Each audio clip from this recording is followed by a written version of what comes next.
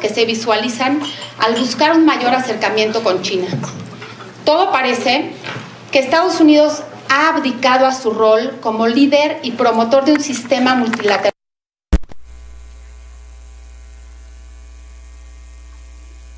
Las consecuencias que puede tener en las cadenas de valor a nivel global hace fundamental el reflexionar sobre la nueva política de Estado que México debe de adoptar con respecto a China. Este documento que hoy tienen disponible en la página de internet de Comexi es el resultado del esfuerzo y de la co-coordinación del doctor Simón Levy y del doctor Enrique Dussel-Peters, a quienes agradezco enormemente el haber sido el motor detrás de todo este esfuerzo. De verdad, muchísimas gracias.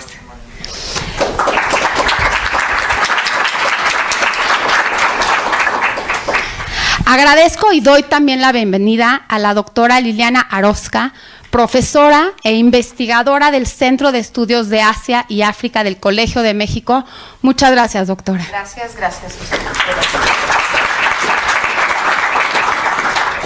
Al embajador Eugenio Anguiano, quien además de ser un entrañable amigo de Comexi, ha sido embajador en varios países del mundo, 2 veces en China, y es un gran conocedor de la región.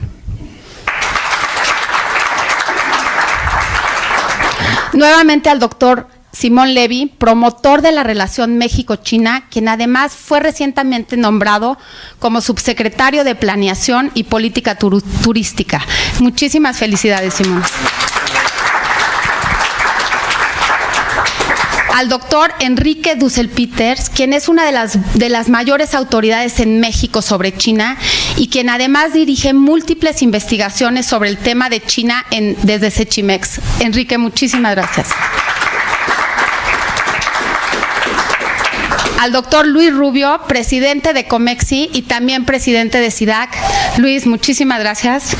Y antes de pasarle la palabra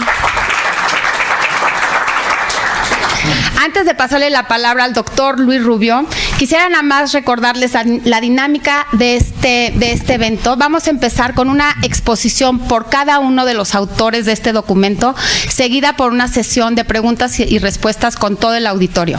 Sin más, les agradezco a todos por estar aquí. Luis, tienes la palabra. Gracias, Mariana. Buenas tardes a todos.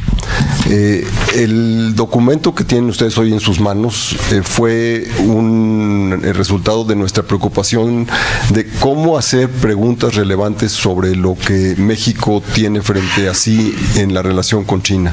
Se habla constantemente sobre la China como alternativa, a China como una opción respecto a Estados Unidos. Si ya los americanos no nos quieren, vámonos con los chinos. El planteamiento más elegante o menos elegante es que China es importante, y efectivamente China es tremendamente importante, todos lo sabemos.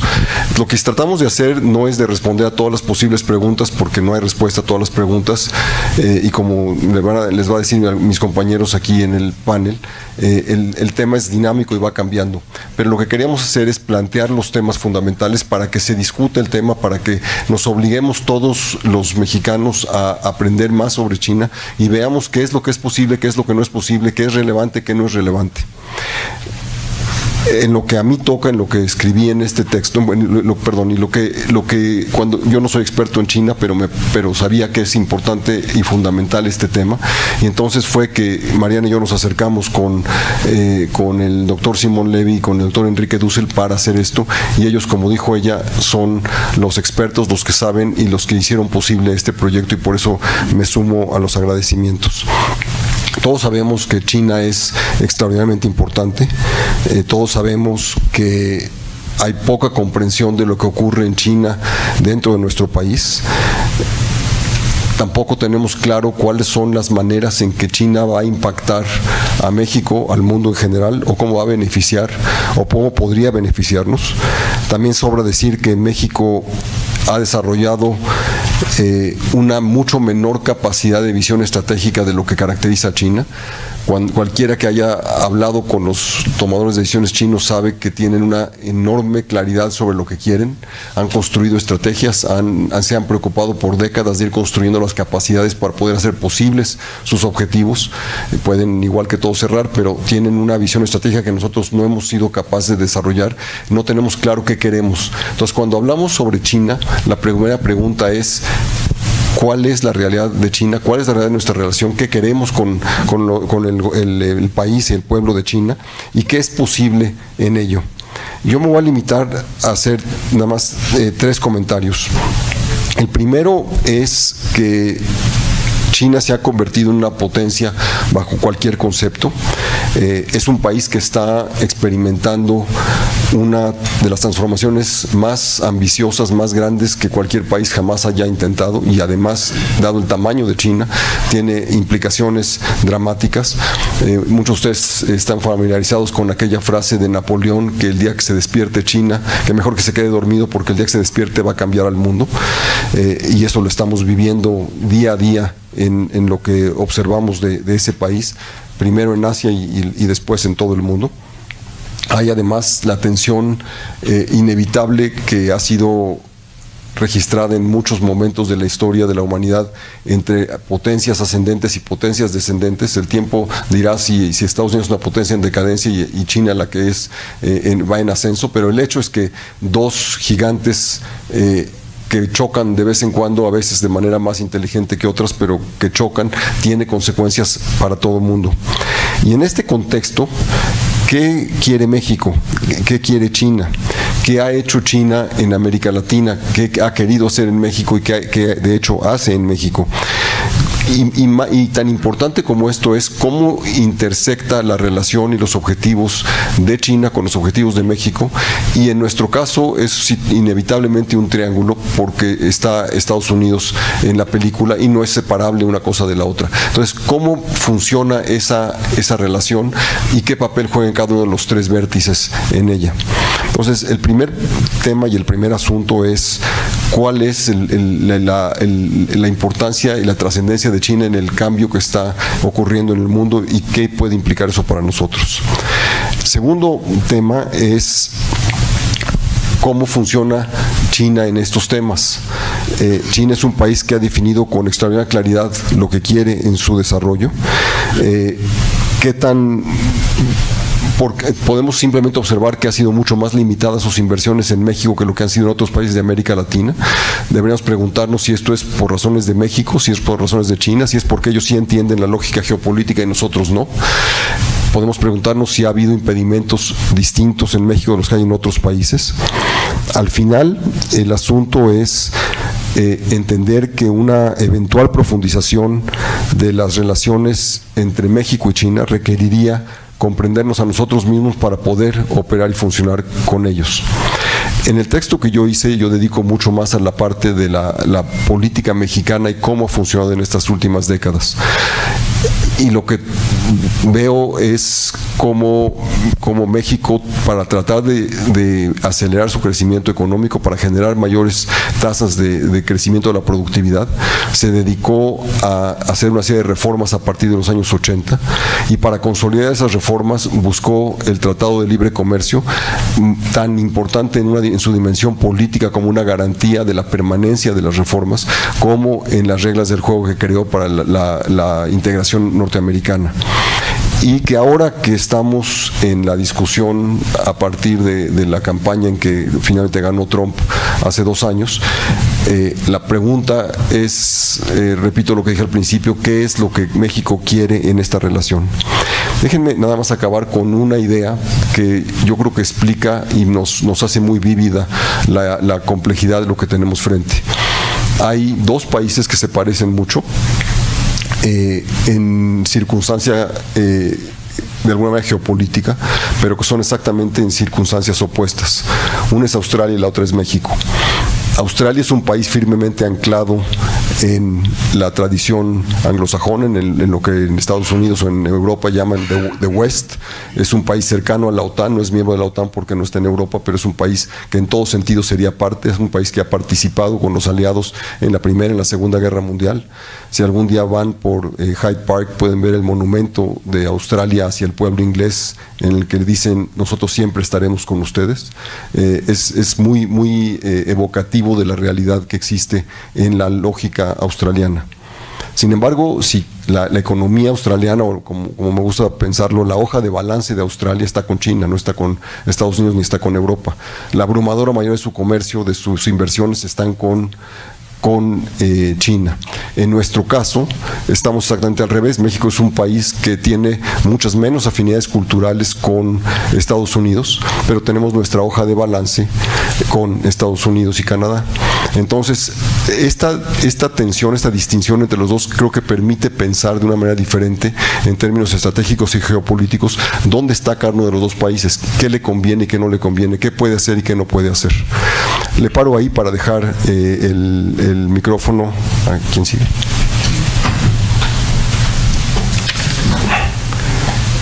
Enrique. Sí. Bueno, muy buenas tardes, muchas gracias por su asistencia, por su interés. Yo me sumo también a los agradecimientos de esta cooperación entre Comexi, Agenda Asia y el Sechimex. Yo creo que el resultado es muy positivo y en fin, ojalá que sea la base para futuros trabajos, ¿no? Y muchas gracias también a todo el equipo de trabajo de Comexi, a Mariana, Andrés y a otros, ¿no? Yo comparto con ustedes brevemente algunos puntos, sobre todo del capítulo de la agenda económica entre México y China, ¿no? Todos los documentos, y así lo coordinamos Simón, Levi y yo, buscamos de que hubiera un grupo de propuestas. En la agenda económica hay 14 propuestas, algunas un poco de índole más general, otras de muy concretas y muy puntuales, ¿no?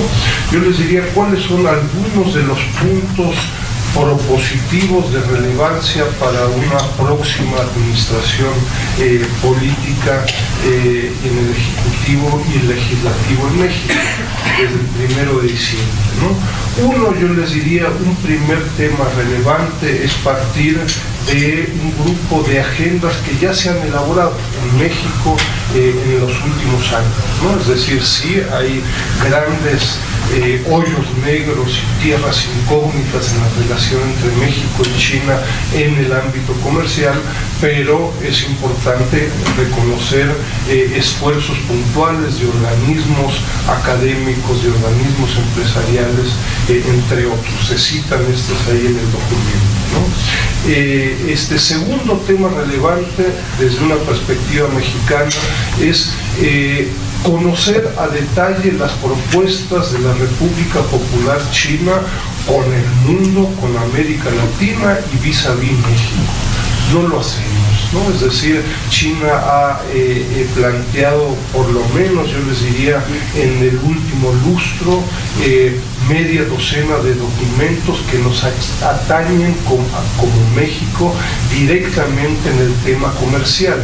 En el 2008, en el 2016, China estableció 2 libros blancos para América Latina con postdatas de la cual somos parte, ¿no? Hay un foro CELAC China con agendas y programas de trabajo muy concretos y muy específicos en temas de zonas económicas especiales, de valor agregado, parques industriales, zonas económicas especiales, infraestructura, etcétera, que no hay que reinventar. México es parte de nuevo de América Latina y de este foro CELAC China.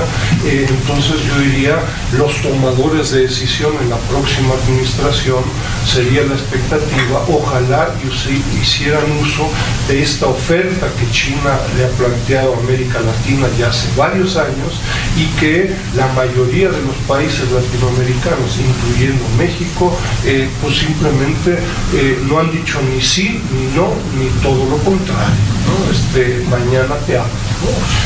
Entonces, si no conocemos la propuesta, incluyendo el de una franja, una ruta, entre otras propuestas, pues no vamos a lograr un diálogo. Ojo, esto no significa que estemos de acuerdo con todos sus planteamientos, pero simplemente conocer el punto de partida por parte de la República Popular China. Y tercer punto, México y China cuentan sorprendentemente con una muy rica institucionalidad bilateral, ¿no?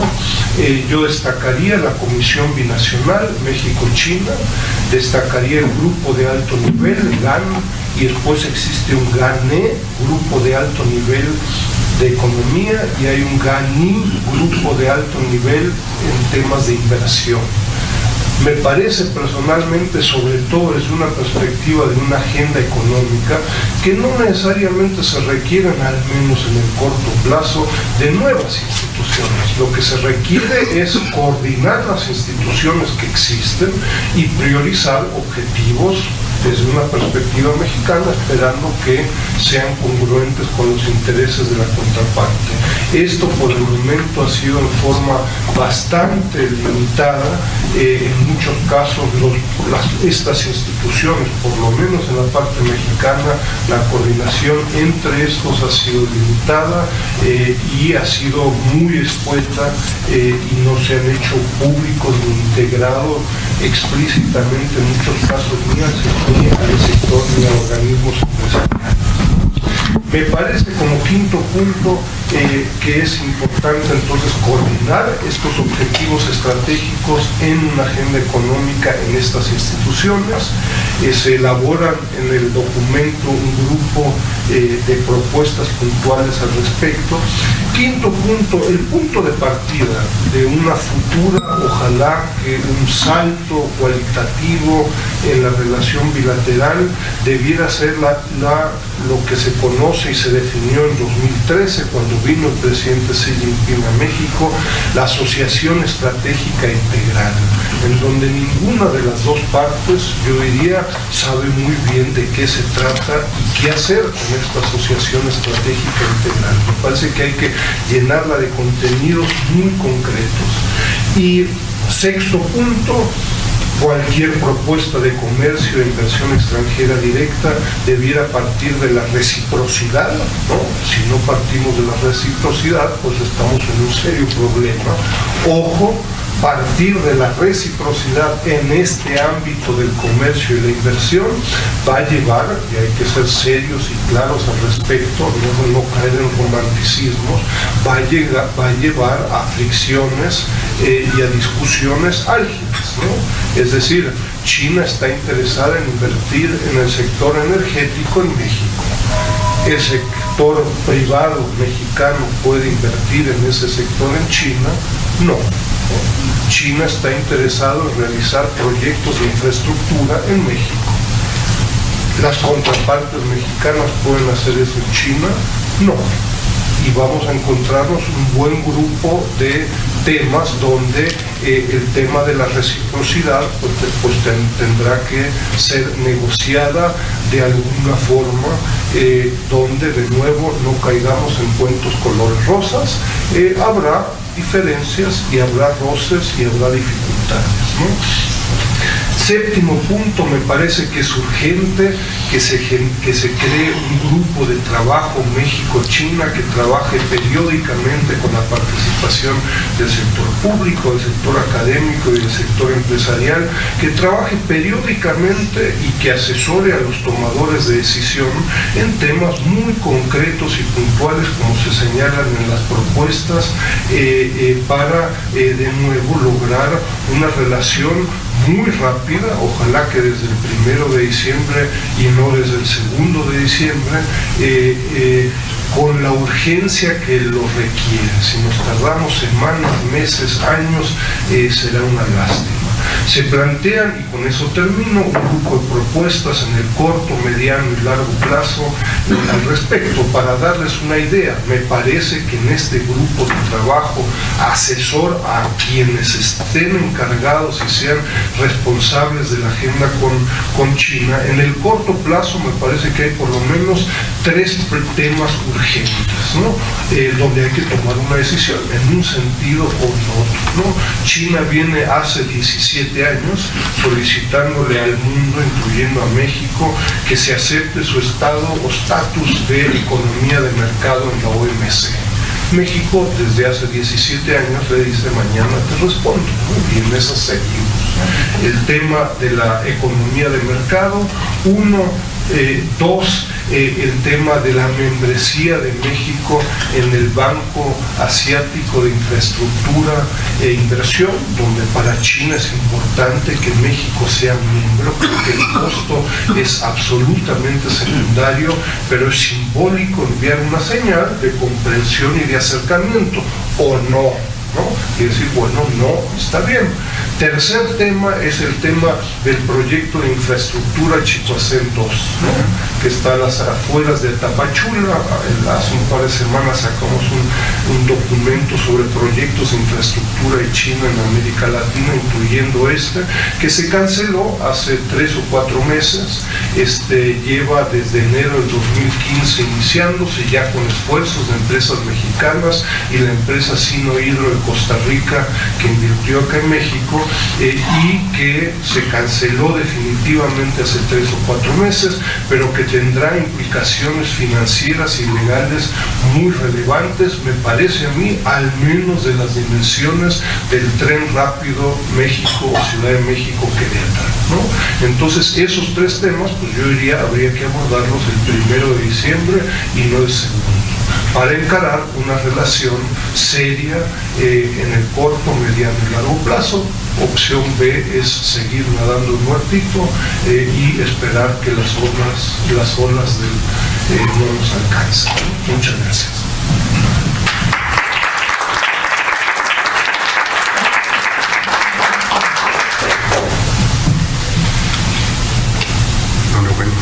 Gracias.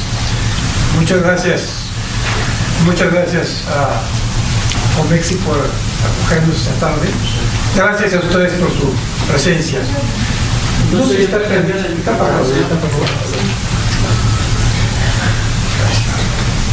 Los agradecimientos.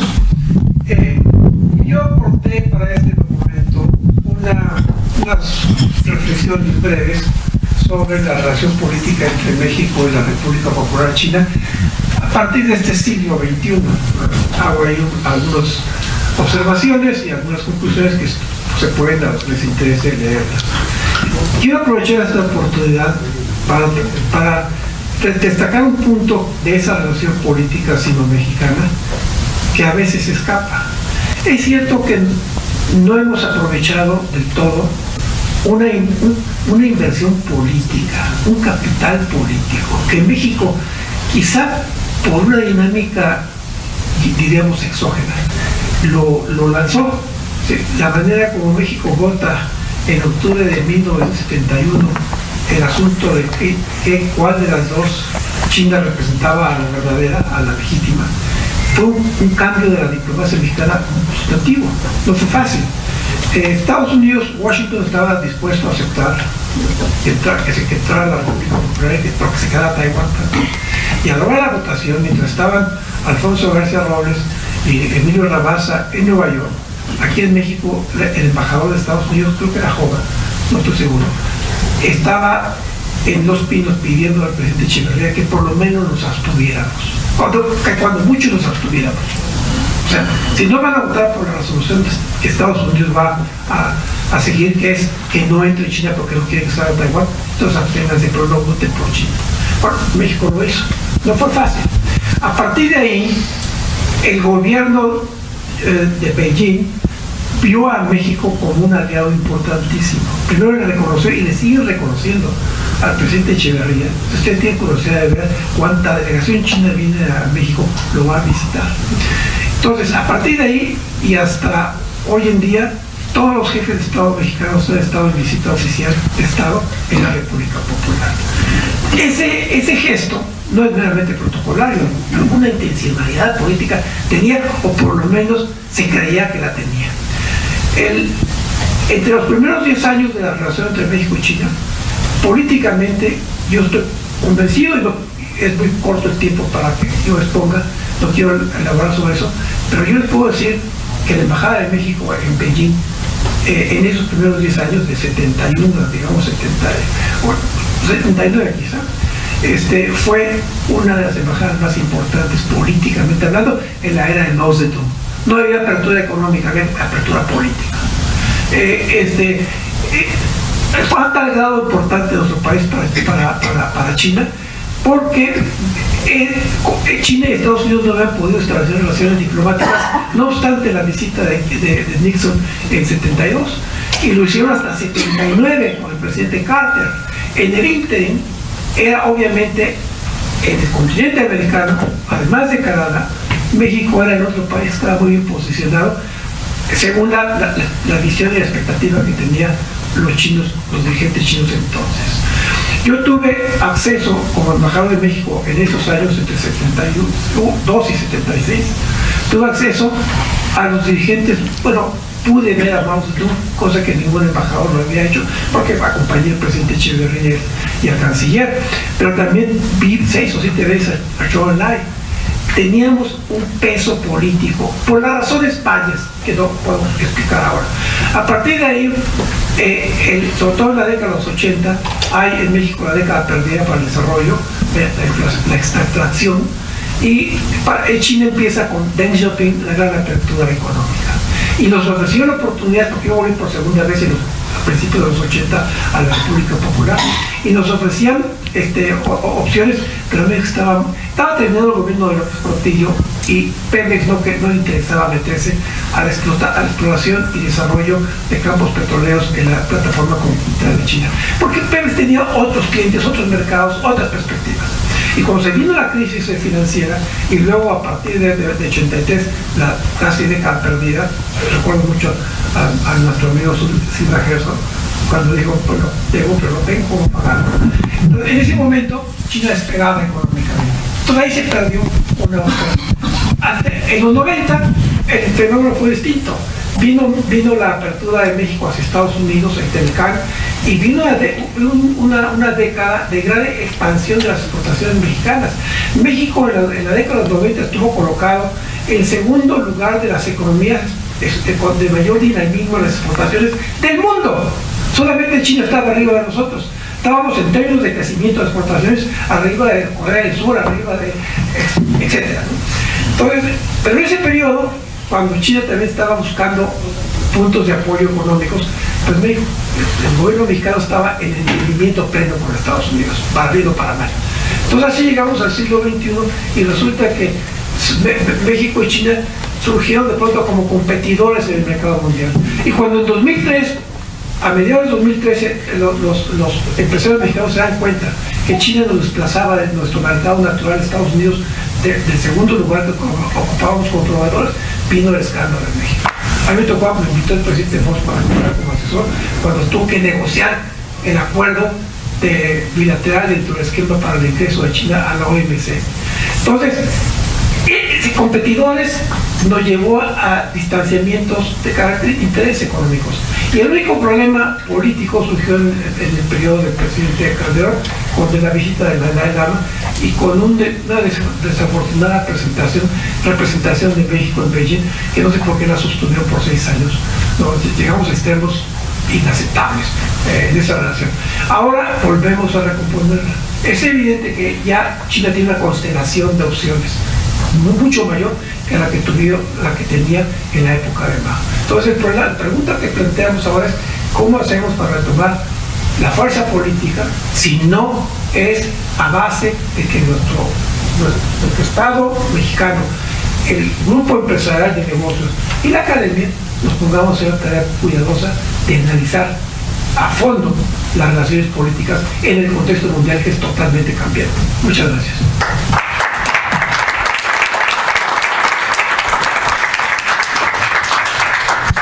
Gracias, muchas gracias.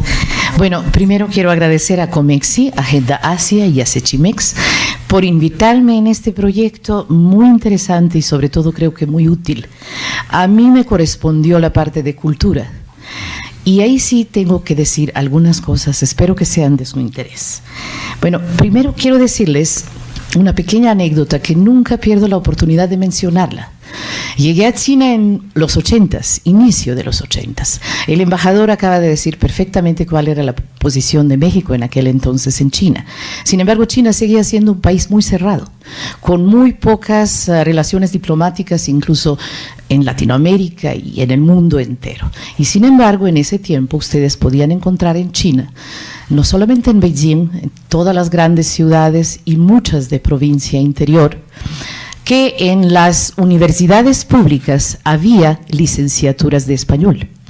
Entonces uno decía, bueno, qué románticos son estos chinos, porque finalmente, pues, ¿qué van a hacer con tantos recursos humanos que preparan? Cuando llegó el boom económico de China y sobre todo cuando de pronto se plantaron como lo que hoy en día son, pues nos queda muy claro que la visión que China tuvo, la visión que se basa, yo creo que en la política, en la milenaria experiencia diplomática que tiene China y que finalmente hoy la vemos claro. Hoy vamos a la embajada de China en México, en cualquier país latinoamericano, la embajada china. Y ustedes tienen desde los embajadores hasta todos los funcionarios, incluso de más bajo orden, que hablan un español espléndido. Tuvimos la suerte de que, como dijo el embajador, más o menos hasta yo diría 2010, los embajadores chinos hablaban con un muy bonito acento mexicano, el español. Posteriormente, pues ya empezaron a irse a España porque fue más atractiva que México, porque México ya no les ofrecía, digamos, facilidades para venir a prepararse aquí en su carrera diplomática. Hablando de la cultura en China, quiero mencionar solamente unos puntos. Ustedes tienen el texto, como les dije, ojalá y sea de interés para su lectura. Quiero decir que cuando hablamos de cultura es un tema que no podemos empezarlo ni de la reforma de la apertura, tenemos que ir mucho antes, en una historia milenaria, en una historia de 3.000 años que ha generado pensamientos, escuelas filosóficas de gran relevancia. Y de todas estas escuelas que ustedes seguramente han leído, Confucio, Lao Tzu, el arte de la guerra, si algo se perfila como una característica que puede englobar a los Han o a los chinos en la actualidad, es el pragmatismo. Es el pragmatismo que yo creo que lo han, después de los 90s, después de los 80s, más bien 80s, 90s y hasta la fecha, con estas políticas de reforma y apertura, vemos que China en el aspecto económico no se ajusta a ninguna ideología. La única ideología que respeta es el pragmatismo. Aquello que nos sirve, aquello lo vamos a aprovechar. Diferente a la época previa, digamos, en la época maoísta, hasta 1979. Otra cosa que hay que mencionar, que antes de 1979, yo diría 80, incluso un poco más tarde, la cultura, claramente, incluso en todo lo que era China, estaba claramente, ideológicamente, al servicio de la política. Después de la reforma y la apertura, sobre todo en los 80s, salió el lema por parte del Consejo de Estado, la cultura al servicio de la economía, y eso fue el boom. Entonces la cultura ya no fue solamente parte de la superestructura comunista, la cultura se convirtió en un bien que puede generar dinero. Este gran lema político fue acompañado con una fuerte legislación desde el gobierno central de Beijing y escalonadamente hasta todos los gobiernos a nivel provincial, municipal, etcétera, donde se compusieron leyes, reglas y reglamentos que obviamente por un lado sensibilizaron querían sensibilizar, digamos, al país de que la cultura puede hacer dinero, y lo lograron por medio de los famosos clústeres donde se asoció el sector público y el privado en China con una enorme inversión pública, pero también con una enorme participación del sector privado en China a nivel, digamos, grandes ciudades, pero también ciudades provinciales, donde de pronto se explotan todo aquello que puede producir dinero y que tiene alguna característica cultural, histórica, arqueológica, arquitectónica.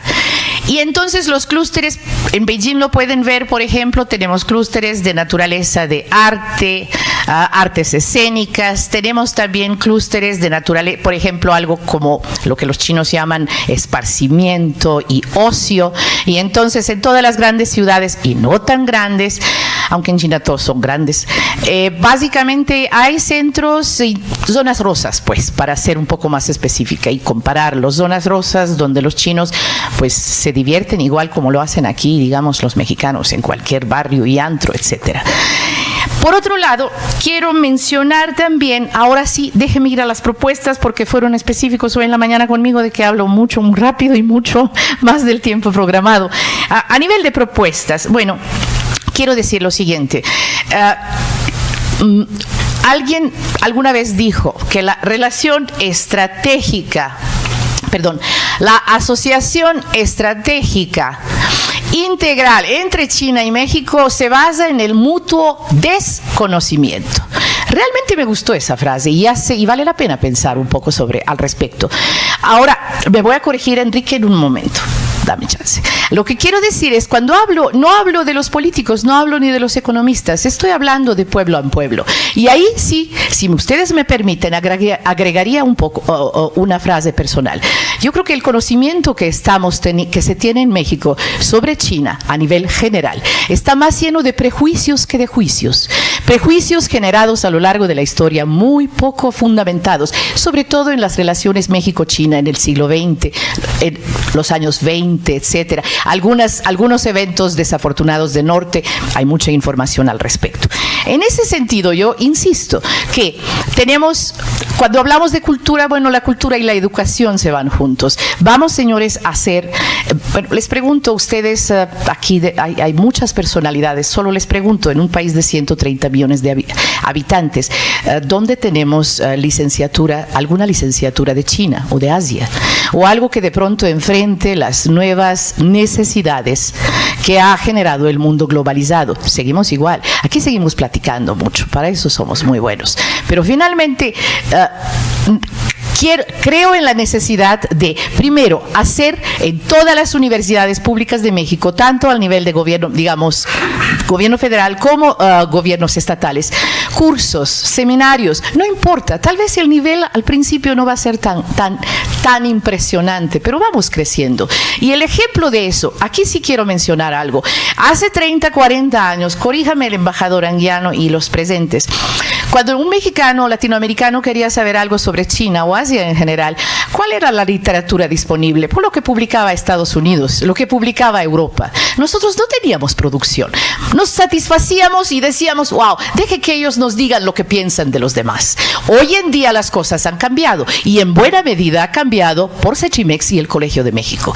Dos instituciones de los cuales estoy personalmente orgullosa. Trabajo en la una, coopero con la otra, junto con el doctor Enrique Dussel. Quiero decir que se ha generado un enorme cuerpo de información, de acervo bibliográfico. Falta mucho, tal vez más en economía y en estadística, falta todavía mucho que cubrir. Sin embargo, aquí está, lo que falta en este momento es sentarnos a leer.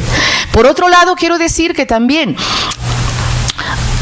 Sechimex está cubriendo en buena medida la parte, digamos, económica, política, etcétera. Sin embargo, quiero decirle que poco a poco estamos haciendo la apertura. En este momento tenemos a la gran editorial mexicana Siglo XXI, espero que todos ustedes la conozcan, que abrió sus puertas a un enorme, novedoso proyecto que se llama Colección de Literatura Contemporánea China. Y hay 5 obras, señores, están en la Gandhi. Mientras el doctor Dussel, mientras el doctor Levy, el doctor Rubio y nuestro querido embajador Anguiano nos van a hablar de todo lo importante que ha hecho China y del gran boom y el milagro que nos causa muchas veces una buena parte de envidia. Estas novelas de la literatura contemporánea china hablan de la otra cara de este éxito, la cara humana de este éxito. ¿Cuál es el precio que ha pagado el chino común y corriente para que China tenga 10% de crecimiento de tasa anual, etcétera, etcétera? ¿Qué hay detrás con aquellos chinos? Yo creo que entonces tenemos a esta parte de la literatura que en caso de China no es ficción propiamente. Estoy hablando de una literatura que realmente es más realista de lo que si el gobierno chino se diera varios, ya hubieran estado prohibidos de los que ya estamos publicando. Vaya, es decir, es una literatura que refleja la problemática del chino común corriente en el campo, en la ciudad, jóvenes, mujeres, y le da un rostro humano. Y este proyecto del cual yo les estoy hablando, créanlo o no, señores, lo está apoyando el gobierno chino. ¿Por qué lo está apoyando el gobierno chino? Porque hasta los 2000 decidieron ser la fábrica del mundo y luego se dieron cuenta que todos pensábamos mal de ellos. Como dijo el embajador, destruyeron la industria ligera de Latinoamérica y se enojó todo el mundo y dijeron, no, señores, no somos tan malos. Queremos generar el nuevo rostro de China, el rostro humano. Y entonces empezaron a apoyar proyectos. Ustedes todos han escuchado, supongo, de la existencia de los institutos Confucio en México. Hay 5, 2 están en la Ciudad de México y otros en 3 universidades estatales fuera de la Ciudad de México. Imagínense la cantidad de inversión que esto implica para el gobierno chino, donde además de enseñar la lengua china, se está difundiendo la cultura china, la cultura y la China contemporánea de una u otra manera. Eso es lo que hace el gobierno chino proactivamente, y ahí incitando al sector privado, un poco quieres, es decir, generalmente quieren, y entonces el sector privado finalmente apoya al gobierno central en todos estos grandiosos proyectos que a veces, entre paréntesis, visto desde cierta perspectiva puede parecer, wow, qué despilfarro del dinero, pero ellos tienen un objetivo, y este objetivo no es sexenal. Este objetivo, los planes chinos, bueno, ya los conocen, 5, 10, 20, 50 años.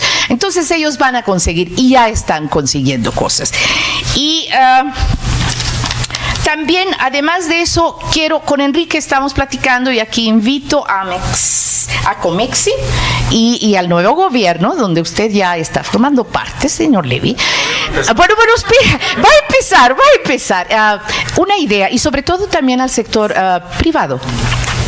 Pensemos en una licenciatura que no esté asociada, o esté asociada a muchas universidades públicas de México, donde el sector privado nos va a dar unas buenas becas para que 20 jóvenes, 10 de ellos latinoamericanos y 10 de ellos mexicanos, se formen durante 4 años en China, con el propósito específico: 1, generar recursos humanos para México y Latinoamérica. ¿Por qué van a decir Latinoamérica y por qué no? Finalmente, México históricamente ha sido el hermano grande de Latinoamérica. El Colegio de México durante muchos años capacitó a muchos jóvenes latinoamericanos en cuestiones de Asia y África, en el Centro de Estudios de Asia y África donde yo trabajo. Entonces, retomemos estas grandes ideas. ¿Qué pasó posteriormente? Bueno, ya ahorita los jóvenes prefieren irse becados por China u otros Estados Unidos, yo qué sé, pero aquí tenemos las capacidades. Hace 20 años tal vez no, pero ahorita México tiene la capacidad de formar una licenciatura donde capacite a 20, élite en las futuras relaciones de Latinoamérica. Enrique siempre se queja, cada vez en Sechimex dice, acaba de decirlo, los chinos plantean, aquí, nosotros con Latinoamérica queremos esto, ¿qué quieren ustedes con nosotros? Y aquí nadie le contesta. Pues vamos a hacer una agenda latinoamericana, pero ¿cómo la hacemos?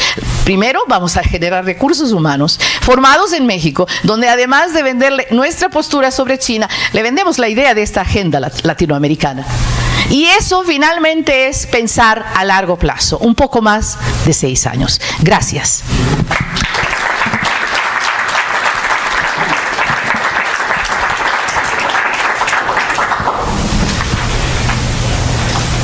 En 1997, Luis Rubio escribió un artículo en el Reforma que hablaba de los inicios de la Organización Mundial de Comercio. 4 años después, todos sabemos el ingreso de China a la OMC.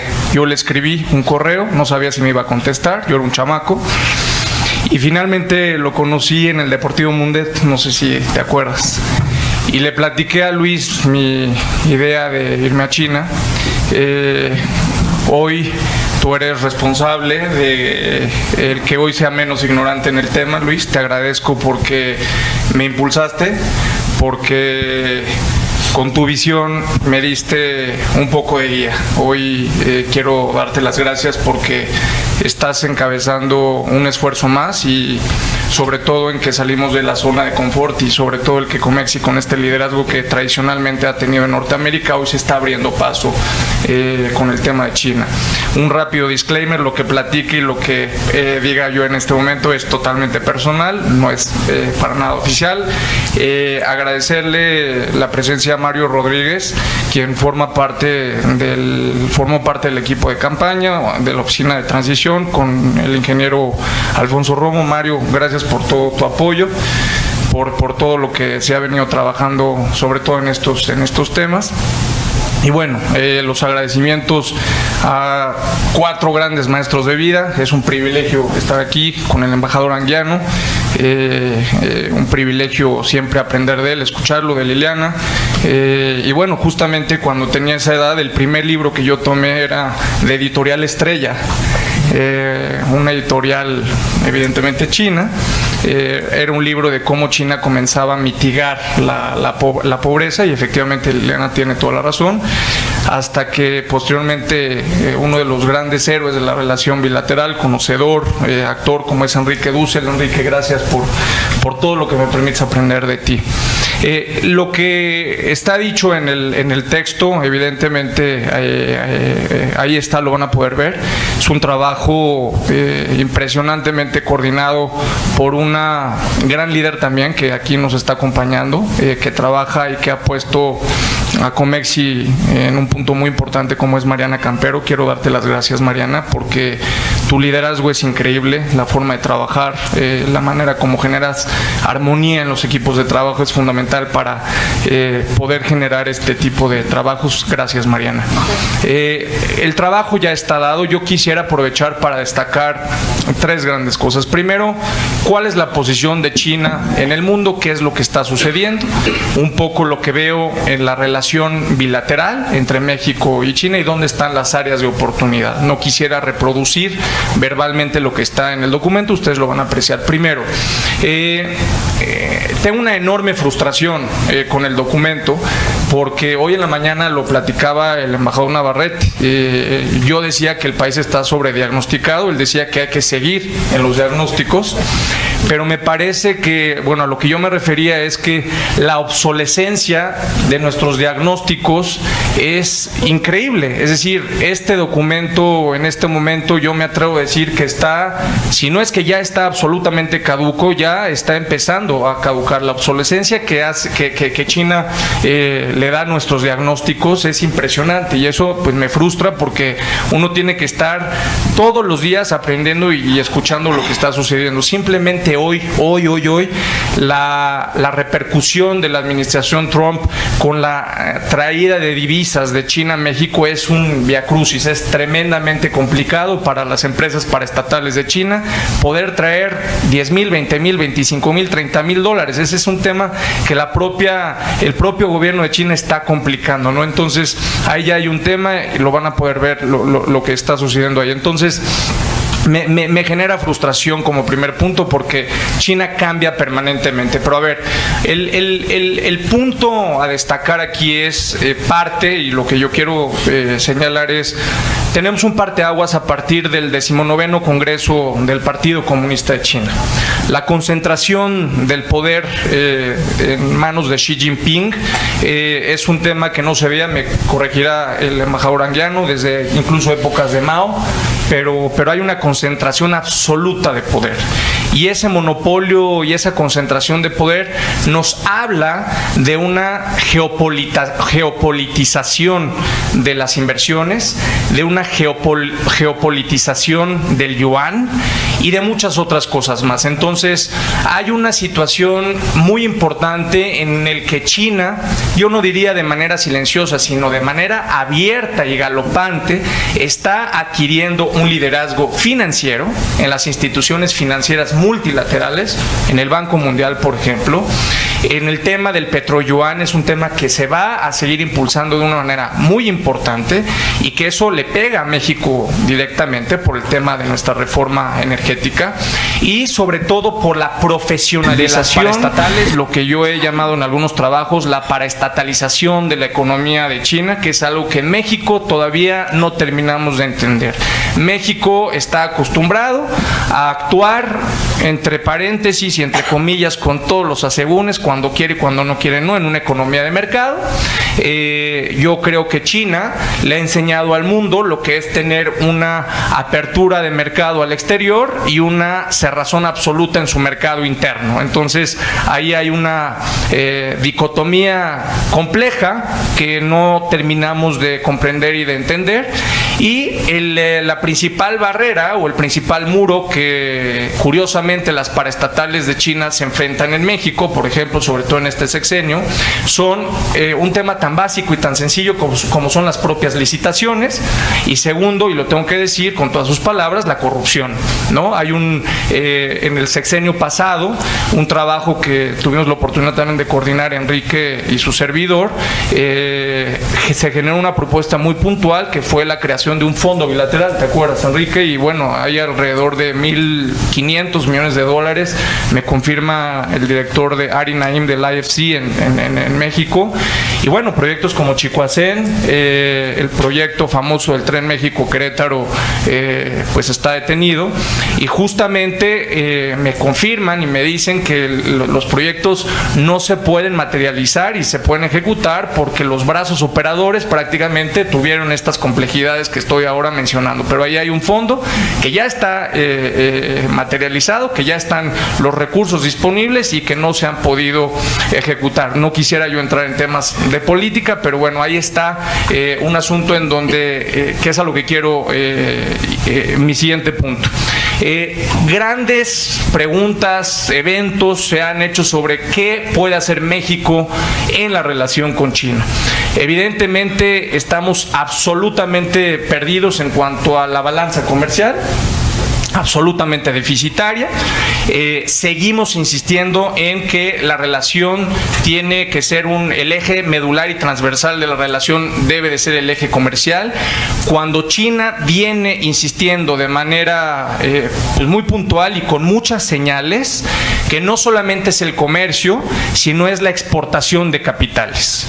Ahí hay una arista en donde China viene empujando fuertemente con la inversión de capitales. Uno de los puntos en los que yo veo un área de oportunidad es precisamente en lo que Liliana está mencionando, que es la formación de capital humano, pero sobre todo yo creo que hay una agenda del combate a la pobreza, de temas de seguridad alimentaria, por ejemplo, de seguridad energética, y de desarrollo y de cooperación regional, en donde China y México pueden trabajar y pueden crear puentes de políticas públicas y con humildad México aprender lo que China ha venido perfeccionando. Si ellos nos vinieron a copiar el régimen de la maquiladora, pues nosotros de manera dialéctica, de alguna manera, podemos tomarles la palabra y aprender un poco en cuanto a cooperación regional, mitigación o combate a la pobreza y sobre todo en temas de materia de cambio climático, ¿no?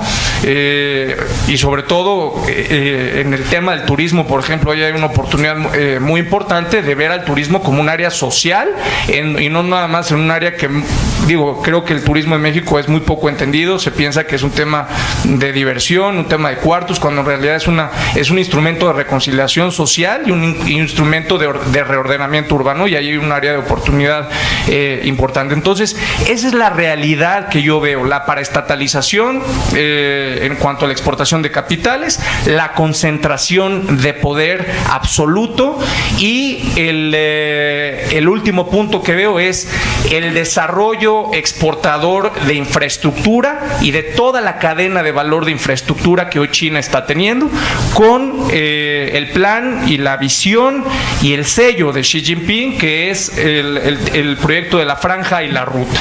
En ese sentido, él ha dicho que la franja y la ruta no solamente quiere que cubra la región de Euroasia, sino incluso quiere que llegue hasta América. Entonces, me parece muy importante estudiar entender con humildad qué significa el proyecto de la Franja de la Ruta. Yo estoy casi seguro que le hemos apostado muy poco a la comprensión de lo que significa, no la literalidad de esto, sino la profundización geopolítica de lo que esto va a significar. Dicho esto, en cuanto al diagnóstico, ¿hacia dónde podría, digamos, tenerle el área o las vetas de oportunidad en cuanto a la relación México-China? Yo siempre he creído lo que Liliana acaba de mencionar. No tuve la oportunidad de tener a Liliana como maestra en un aula de clase, pero ha sido una maestra de vida. Yo empecé a ser menos ignorante en el tema estudiando con toda la literatura que Liliana y el Colegio de México y evidentemente el CECHIMEX tenía, pero me parece que la formación de capital humano es prioritaria, es fundamental. Hay que apostarle definitivamente a la formación de capital humano. Creo que México tiene que descomercializar la relación, y si hay un componente en el cual abordamos mucho en el documento es el impacto entre la relación México-China con América del Norte y con Estados Unidos. En algunas pláticas me decían, bueno, es que el capital chino de alguna manera no le gusta a Estados Unidos, etcétera, todas estas situaciones. Y yo lo que creo es que cuando el capital está en la banca de desarrollo, pierde la nacionalidad. El capital en realidad no tiene nacionalidad. Hay que recuperar dos grandes, es decir, para fortalecer la relación con China necesitamos hacer nuestra tarea en México, y yo creo que hay dos puntos esenciales. Uno es el renacimiento, el impulso de la banca de desarrollo, que en mi punto de vista está absolutamente perdida. La banca de desarrollo tiene que renacer en nuestro país, no solamente por las tasas pírricas de desarrollo de infraestructura. Para que tengan una idea, México promediaba el 10% del PIB en cuanto a inversión en infraestructura pública, hoy está en menos del 2%, para que tengan una idea del desarrollo de infraestructura pública, y la banca de desarrollo está absolutamente perdida. Entonces, en esta discusión bizantina, que si China, que si no China, bueno, creo que ahí hay un área de oportunidad para cualquier país, no solamente China, en cuanto a la banca de desarrollo.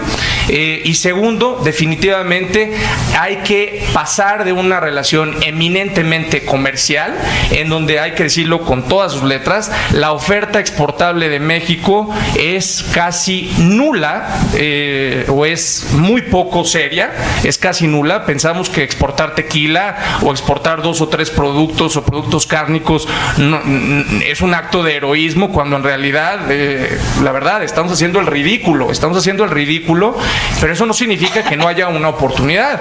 Lo que hay que hacer es, por ejemplo, Enrique menciona de manera muy puntual en la página 66 del documento lo que significan las cadenas de valor de China y cómo México en realidad está perdiendo absolutamente la gran oportunidad de insertarse en uno de los, y que ese es el segundo tema que quiero decir, en el elemento fundamental, no solamente para tener una relación más inteligente con China, sino para fortalecer nuestra política económica interna, que es la creación de valor. Y el segundo punto, que la tarea que tenemos que hacer nosotros, es el fortalecimiento de la política industrial.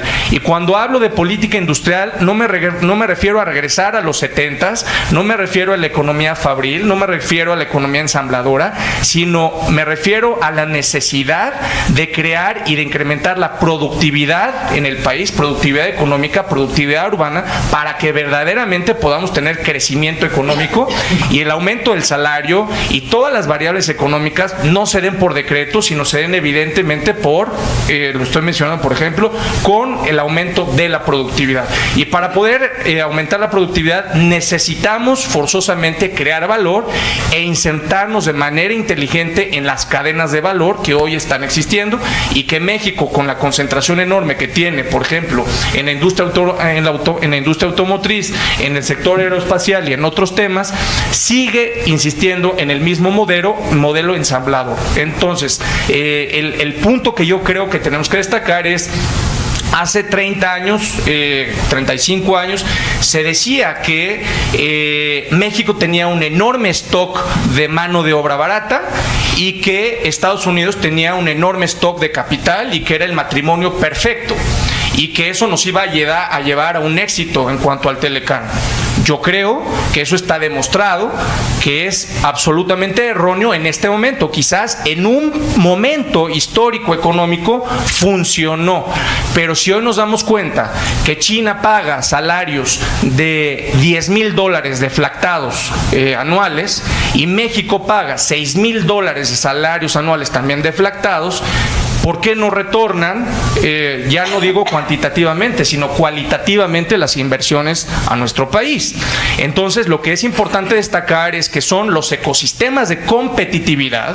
En castellano esto significa es ciudades que funcionen bien, con buen transporte público, ciudades que tengan buena logística, buena conectividad, pero sobre todo lo más importante, formación de capital humano. Eso es lo que nos va a permitir entender por qué hoy la competitividad y, entre comillas, con todos los problemas que hoy está teniendo el crecimiento económico de China, que es básicamente la enorme desigualdad económica que se está generando, pero hoy sigue todavía esta falacia en donde China sigue manufacturando productos baratos cuando esto es absolutamente ya falso. Eso se acabó hace mucho tiempo. Hoy, si uno quiere manufacturar productos básicos, productos intermedios o incluso entrar en un proceso de alta tecnología, China es un enorme exportador de alta tecnología. Ahí está, ¿no? Entonces, me parece que es muy importante que México le entre claramente al tema de productividad, al tema de creación de valor agregado y a la creación de una agenda bilateral con China para la creación para la cooperación en cuanto al desarrollo regional y insistir en el tema de la banca de desarrollo y la política industrial. Finalmente, uno de los temas en que por razones de vida me ha tocado participar, me parece que el tema del turismo, y no es por la posición, pero es realidad, la Organización Mundial de Turismo reporta que hoy por hoy, aquí nos está acompañando una autoridad en el turismo, Carlos, gracias por venir, un reportero, un enorme conocedor, un enorme líder de opinión que sabe de temas de turismo, y la Organización Mundial de Turismo reporta ya que hoy el gasto per cápita de los chinos es el número 1, por ejemplo, y está encabezando ya próximamente en cuanto a viajeros el liderazgo de la Organización Mundial de Turismo en cuanto a turismo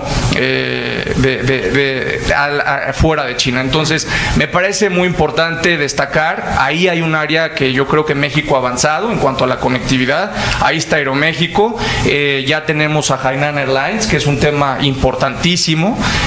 Ahora, bueno, el mundo turistero lo que se preocupa siempre es por el tema de la conectividad, pero ¿de qué nos sirve la conectividad si no estamos preparados para recibir el turismo en cuanto a la capacitación turística, en cuanto a lo que significa la culturización y sobre todo el producto y la oferta turística que se va a tener? Hace 12 años el administrador nacional de turismo de China visitó Tulum. Yo tuve la oportunidad de estar con él. A mí me decían que jamás los chinos iban a ir a las playas, que nunca iban a ir a los destinos de sol y playa, y yo los invito, por favor, a que hoy vayan, cuando vayan a Cancún, vean en el aeropuerto cómo estamos llenos de rusos y cómo estamos llenos de chinos. Y esto es lo que yo les digo, y con esto termino. China nos obliga y nos desnuda en cuanto a nuestra ignorancia, y yo creo que hoy tenemos que dejar pasar y olvidar esto que está de moda, convertir la ignorancia en frivolidad como un mecanismo de defensa. Tenemos que dejar de ser frívolos, tenemos que apostarle a ver con humildad el tema de la relación con China. Y nuevamente Comex y nuevamente Enrique, el Sechimex y todos los que participaron, gracias de verdad por esto. Nuevamente, Mariana, gracias por todo tu apoyo, y queda de ustedes este documento para que lo analicen, lo despedacen, lo revisen, y estamos a sus órdenes. Muchas gracias.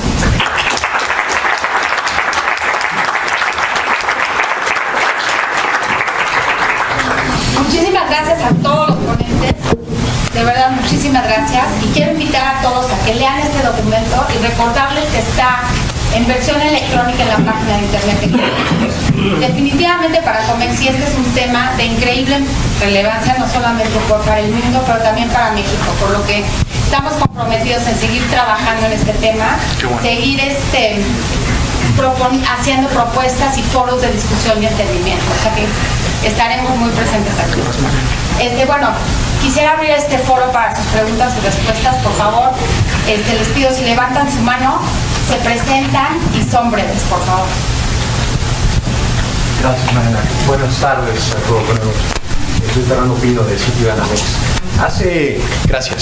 Hace 5 años, 6 años ya, 6 años exactamente, hicimos una misión comercial de Citibanamex, así es, embajador, y tuvimos una reunión con el MOFCOM. Enrique Peña Nieto ya era el presidente electo, era septiembre, igual que ahora, y el MOFCOM nos decía con cierto, esperanza, ¿no? Decía, afortunadamente ya terminó esta administración, refiriéndose al presidente Calderón, y vemos con buenos ojos la próxima administración. Hicimos otras 2 misiones comerciales durante este sexenio que termina ahora, hicimos 3 en total, y yo quisiera preguntarles a ustedes, ¿no?, si estos 6 años, esta administración que hace 6 años veían con buen ánimo, con buenos ojos, hizo algo realmente profundo en la relación México-China, o pasaron 6 años y pues perdimos la oportunidad. Yo me acuerdo que unos meses después de esa primera visita, el presidente Peña creo que inclusive visitó China, inmediatamente después vino Xi Jinping, estuvimos seguramente muchos de ustedes en el Palacio Nacional en una ceremonia, vino lo del tren México-China y pues nos comió el tiempo, ¿no? Y no pasó nada. ¿Pasó algo? ¿No pasó nada? ¿En dónde estamos después de 6 años de termine esta administración? Y seguramente nos ven otra vez con ojos de esperanza. ¿Y qué va a pasar dentro de 6 años? Pero bueno, ojalá tuviéramos esa bola de cristal. Gracias.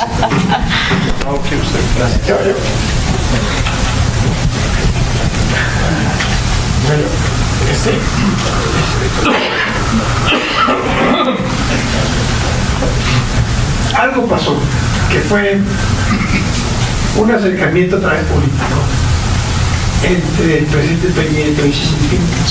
Yo desconozco los interiores de las encuentros que tuvieron, pero el presidente Peña Nieto estuvo en Hainan, estuvo en la otra zona libre en la provincia de Fujian, estuvo después en Shanghai, y por alguna razón que yo ignoro, estaba muy en el foco de la simpatía de Xi Jinping por él. Ahora, ¿eso qué significó? ¿En qué se tradujo? Bueno, ya señaló el caso del tren rápido México-Dentro. No nos olvidemos por eso, de por qué se fue el tren. No nos olvidemos de la Casa Blanca y del congresista mexicano que es el socio de los chinos. Uno de los problemas que han marcado a los chinos en muchos países del mundo es: ustedes llegan por el principio que no intervienen políticamente, lanzan inversiones enormes, porque el receptor las quiere. Este es el caso de Sri Lanka muy reciente, en un puerto impresionante en el sur de la isla, porque un presidente saliente que es adversario del presidente actual, pues quería actuar. Metieron una inversión con el Eximbank de China, cuantiosísima, no recuerdo ahora la cifra. Resultado, Sri Lanka tiene un problema de pago de deudas que no puede. ¿Qué hizo? Como es un préstamo comercial con tasa de interés bajo, pues le entregó el puerto nuevo, que es un nombre muy curioso, Tota o algo así. Se lo entregó por 99 años de arriendo a China. Entonces, los dos aspectos. Si nuestros gobernantes, la opinión pública y los empresarios no vemos con mucho cuidado estas oportunidades que brinda China, podemos cometer errores. Entonces, conclusión, ¿qué puede esperarse para los próximos 6 años? Yo no me atrevería a decir mucho, pero necesitamos madurar nosotros en todos otros niveles. Y cuando los chinos encuentran un socio que sabe para qué los quieren, lo hacen bien, aunque se meten en materias primas. Cuando le compran a Australia una gran mina de mineral y hierro y a Canadá una de carbón, la compran en un negocio bien hecho por los recipientes de inversión y bien hecho por los chinos que se van a beneficiar de eso, incluyendo problemas de medio ambiente. Y están invirtiendo en materias primas, carbón y mineral de hierro. O sea, no estaban a nivel, lo mismo que van a sacar en África, por ejemplo. las operaciones con Río Tinto, por ejemplo. Entonces, es un mundo muy complejo, ¿no? Y a nosotros nos pegó en los últimos 6 años, pues, que no solo con China, sino lo que pasó, en mi juicio, con la economía y con la política exterior, muy pronto se le fue al gobierno saliente de las manos muchos instrumentos de manejo. Por lo que hace, se le fue muy mal. Bueno, yo creo que sí pasaron cosas muy buenas. No todo lo que se estaba pensando pasar, porque también hay que decir que cuando las cosas se hacen bien hay que decirlas, ¿no? Primero, si pudiéramos esto diagramarlo, estábamos en una relación de -10. Yo creo que estamos ahorita en la zona neutra de 0. La idea era estar en por lo menos +10, pero estamos más o menos, ¿no? En los -1, +1, 0, en esa zona, ¿no? Como para dar una idea. ¿Qué sí pasó, no?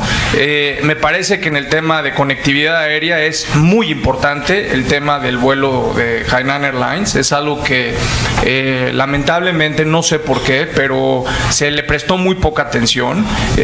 México, se habla mucho, por ejemplo, lo que ha hecho Chile, lo que ha hecho Sudamérica en temas de comercio con China, pero en temas de turismo me parece que hay que destacar este gran logro de la administración actual, que eso se hizo, ¿no?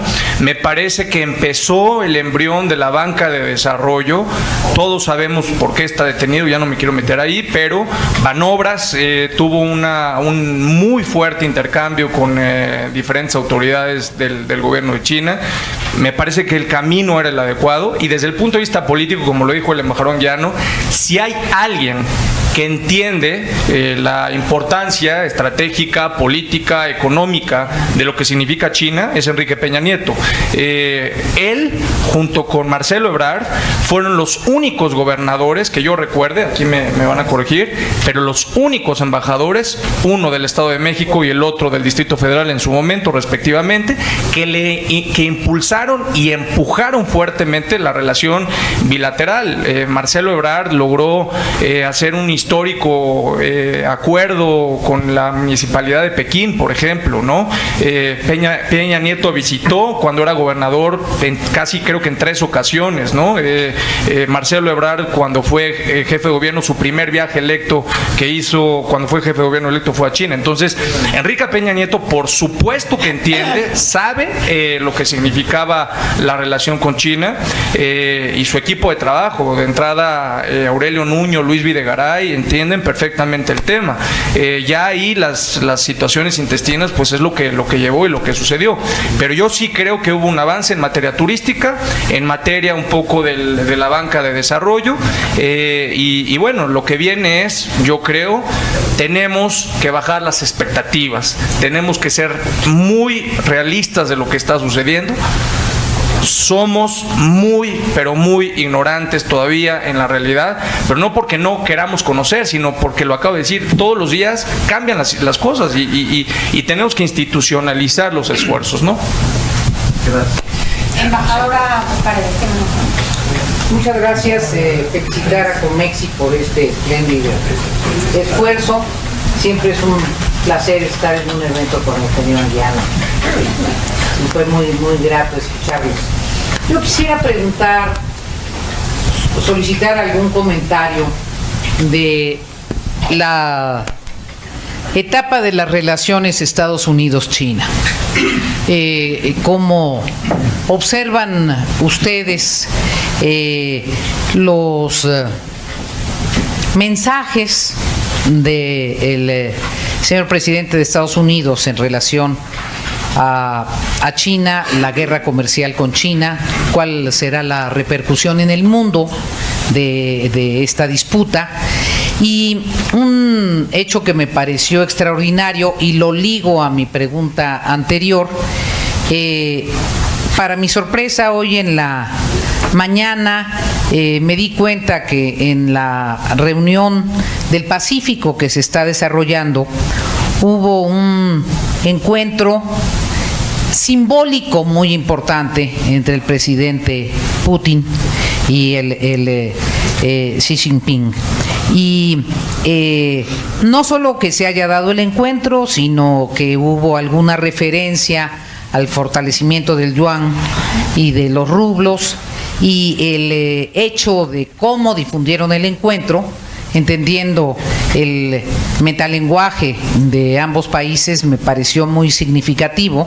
Entonces, mi segunda pregunta es si, ante el contexto de la confrontación real o velada entre China y la administración actual de Estados Unidos, ustedes ven perspectivas de un mayor acercamiento entre Rusia y China, y eso cómo va a incidir en la geopolítica mundial. Yo tomaré la segunda.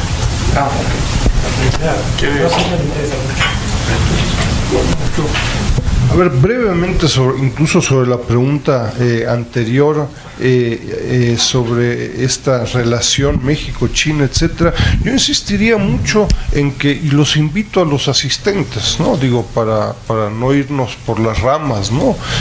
A apoyar las instituciones públicas, privadas, académicas en México. Si no tenemos instituciones de análisis en los partidos políticos, en el legislativo hoy por hoy no ha acompañado diputados, senadores a Enrique Peña Nieto y a muchos otros, ¿no? Digo, va a ser imposible que, no sé, el canciller y una secretaria u otro empujen el tema de China si no hay un legislativo interesado, ¿no? Entonces, hagamos una inversión en las instituciones, ¿no? Según el trabajo, nosotros venimos trabajando hace varios años sobre el tema de la inversión china con estudios de caso, temas de registro de la inversión. Hay enormes dificultades de lo que dice la parte china, el MOFCOM, versus lo que dice la Secretaría de Economía. En el Sechimex hacemos un esfuerzo de registrar a nivel de transacción la inversión china, ¿no? No me importa si Huawei invierte en Los Ángeles o desde las Islas Caimán, yo sé que es China y lo registro como China. En nuestras estadísticas, y que las aseguro que se están bien pensadas, en 2017 la inversión china a México aumentó 30 veces, ¿no? Es decir, aumentó de 80 millones de dólares a 2.500 millones de dólares. No hay con quién discutirlo, es decir, los interesados en México no debaten, ni siquiera lo registran, ¿no? Así está el nivel de la discusión. Si no hay instituciones públicas, privadas, académicas interesadas en el tema, pues no es noticia, ¿no? Ojo, después estamos interesados en atraer inversión y no sabemos de qué estamos hablando, ¿no? Yo solo sobre el tema de que me señalaba la embajadora, a mí me parece que la relación Estados Unidos-China, digo, hay temas de corto plazo y hay temas de largo plazo, ¿no? En el corto plazo estamos viviendo batallas que uno esperaría que no se convierten en guerras. Creo que los dos países están interesados que no sea el caso, pero en fin, batallas muy duras, ¿no? Estamos viviendo la parte de comercio.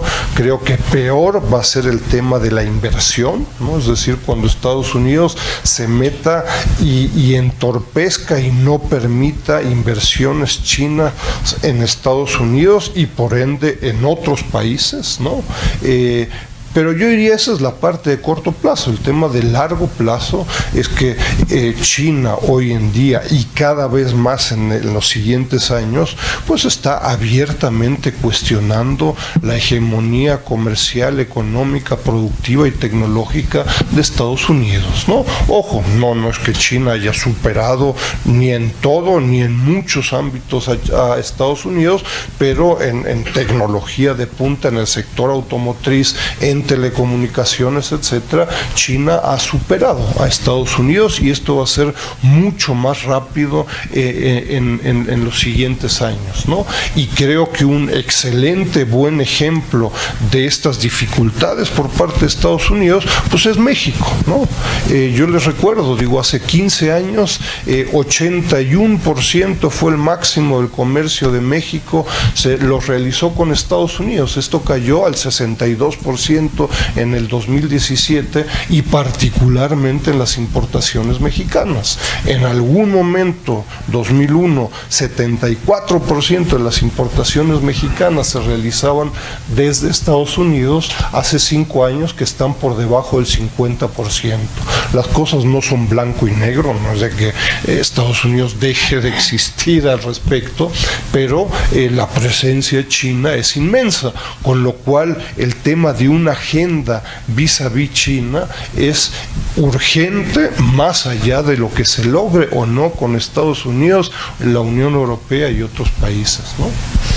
Nada más sobre ese punto, un segundo. Nada más sobre ese mi primer punto. Yo creo que un tema muy importante con la renegociación del Telecán y que seguimos tanto la administración en Estados Unidos como aquí no terminamos de entender en cuanto al asunto del famoso valor de contenido regional en el tema del Tratado de Libre Comercio de América del Norte.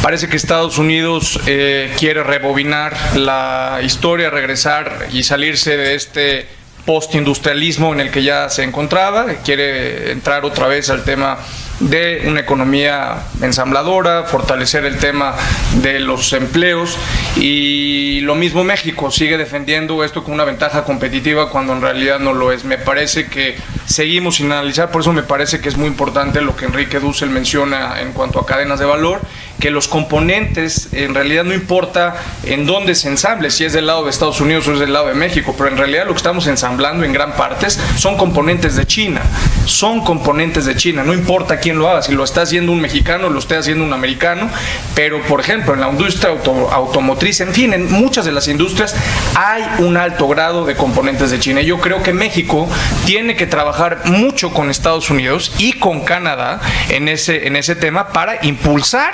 verdaderamente una vigencia y una realidad del Telecán, ¿no?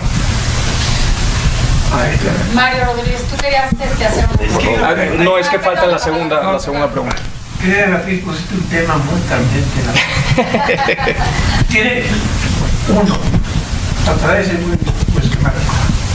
La relación China-Rusia después de la desaparición de la Rusia ya con Putin en el poder es muy asimétrica en el sentido económico. Rusia ya superó un momento más crítico, se cubre mucha gente y se formó la oligarquía, eso ya pasó. Pero aún así, el fuerte, no era el enorme territorio ruso, con 17 millones de kilómetros, toda la energía, los hidrocarburos. Y el otro punto es la desaparición de las repúblicas socialistas y la aparición consecuente de 9 nuevas repúblicas en Asia Central, en donde hay una predominancia islámica muy fuerte. Por eso rápidamente, cuando se hizo el hueco de la invasión poder, rápidamente encontraron en Moscú y Beijing el interés de cooperar para fines de seguridad, para desarticular a los movimientos fundamentalistas que están en la frontera con China. Xinjiang es un territorio islámico. Entonces, el primer acuerdo fue ese, de conveniencia, en el cual sí, Rusia tiene una, digamos, no solo paridad de fuerzas, sino incluso cierta superioridad militar. Rusia es el principal proveedor de aviones modernos, de casas y territorios en estos momentos para China. Pero en el económico depende mucho de China. Ahora, llega el gobierno del presidente Trump y ya se aceptó mucho cómo ha desarticulado muchas políticas de la Casa Blanca que se habían fincado con mucho trabajo, y una de ellas era la relación entre Estados Unidos, por un lado con Rusia y sobre todo con China. No hay que olvidar que el gobierno de Obama intentó, y lo hizo, en muchos aspectos lo logró, un acercamiento importante, y por eso en el liderazgo anterior de Xi Jinping, el que ahora es vicepresidente de la República Popular, se llama Wang Qishan, él era el representante, entonces era jefe, era financiero de uno de los bancos más importantes de China. Ahora es el zar de la lucha anticorrupción y es el vicepresidente de la República porque tuvo que jubilarse del partido. Él era el representante de Hu Yaobang, Juchitao, en aquellos momentos, en un acuerdo muy importante de carácter financiero. No nos olvidemos que el país que posee el mayor volumen en valor de bonos de tesorería de Estados Unidos se llama China. China es el acreedor más importante de bonos soberanos de Estados Unidos. Claro. Por eso, y el acuerdo era, y China no quiere, aunque sea a largo plazo lo quiera, pero no quiere el paquete de que el yuan se vuelva internacional. Lo está haciendo por partes. Entró ya el Fondo Monetario Internacional, que esta cosa relativamente no es tan simbólica, es importante. La canasta que determina el valor de los derechos especiales de giro se agregó al dólar, al euro, a la libra esterlina y al yen japonés, el yuan chino. Bueno, pero dicho eso, también el gobierno anterior de Estados Unidos quería recuperar su presencia en Asia, que se cree que la había perdido. Cuando Hillary Clinton, como secretaria de Estado, va a Asia, y lo dice abiertamente y lo publica en artículos en Estados Unidos, vamos a recuperar la producción de China en Asia del este y sureste de Asia. Y al mismo tiempo se lanza esta idea del Tratado del Transpacífico, que era obviamente para contener a China, obviamente. Y los chinos inteligentemente no lo tomaban como un reto, sino simplemente abrieron el abanico dentro de APEC para hacer otra cosa. Y aterrizamos con ahora. Ahora resulta que la manera como el gobierno de Estados Unidos actual lanza la ofensiva comercial contra China, porque la preocupación del presidente Trump es el país con el que tiene mayor déficit de Estados Unidos desde hace muchos años, se llama China. 300 y tantos mil millones de dólares en déficit del año pasado. Y el segundo como país individual es México, es México en tercer lugar. Entonces, en el panorama, que me parece muy limitado, el presidente Trump es nada más la parte comercial, hay que descomercializar. Y este acercamiento, que obviamente lo manejaron con toda la efectividad mediática, es para decir, no se olviden que estamos los dos. No es fácil, cualquier politólogo que explica la situación de China y de Rusia y la situación en Asia, no es muy fácil que después de tantos exabruptos del pasado, otra vez Moscú y Beijing pudieran tener ni remotamente un tratado como lo que tuvieron desde 1950 hasta en la letra hasta 80, pero se rompió los 60. Pero es una advertencia muy clara. Si vamos a hacer una guerra comercial, nuestras respuestas no solo son bilaterales, tenemos un socio que sea más mundial. Y ahí se pisó un caño enorme, porque es evidente que el presidente Trump no quiere enemistarse con el gobierno de Putin, porque algo le debe. Eso lo ha dicho todo el mundo. Entonces, esa situación interna es muy peligrosa para todos nosotros.